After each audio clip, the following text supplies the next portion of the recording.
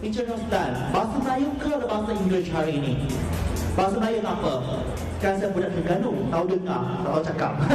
Okey, memberikan itu masuk pada Encik Roslan. Saya nama Roslan. Saya sudah cuba IEIO ni selama 1 tahun. Dan semasa saya mencubanya dalam masa 3 bulan, saya sudah rasa badan saya terlalu amat sihat.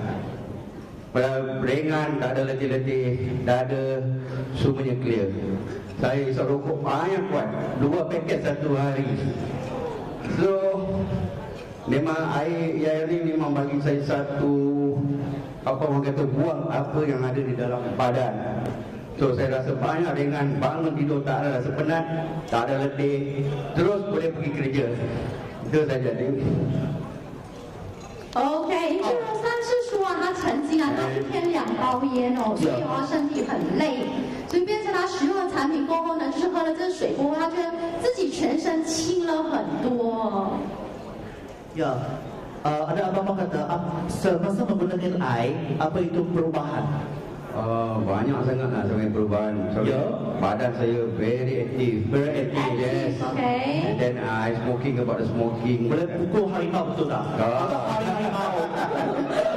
老虎也打得死猫。 Okey. Sekarang berapa paket? 2 kotak. Masih 2 kotak lagi. Yes, sekarang Itu nak keli.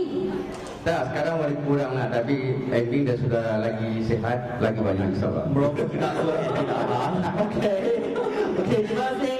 Ada apa nak cakap? Saya untuk terima kasih kepada Puan JC lah. Oh, Puan JC. Yang introduce me about this water. And then I very happy and healthy for my kesihatan lah. Thank you Puan JC lah. 他说非常感谢慧满女士，因为能够邀请她过来。OK，这边400